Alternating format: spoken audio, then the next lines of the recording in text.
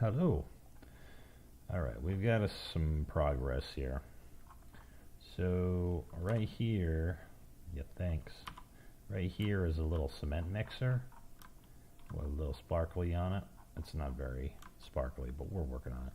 But anyways, when I dash through this, it will cause this thing to tilt, which causes this box collider to slow down the enemy for a little bit.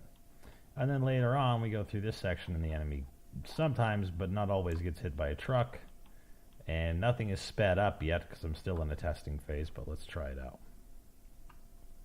I've had a little trouble getting the mixer to trigger, even though it will trigger on enter or on exit as long as I'm dashing. So he's slowed down. But luckily for him, he's slowed down, because if he's not slowed down, he gets hit by that truck. And he does slowly catch up to me, but he could quickly catch up to me the more traps that I have set up here. He's not going to get me before the end. No, sir. Bye. So, yeah, there's a couple of little fun tricks there.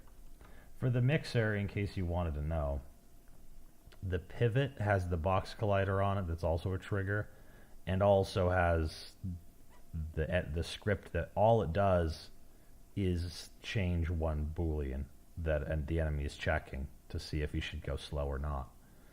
And as long as he's staying in this box collider, it will be go slow, so he'll go slow. And we could have this be bigger. I was kind of hoping I could maybe make this thing spill stuff out, but no time. So we'll work on that as we go. But we do have two traps. Let's just see the dog get smacked by the truck.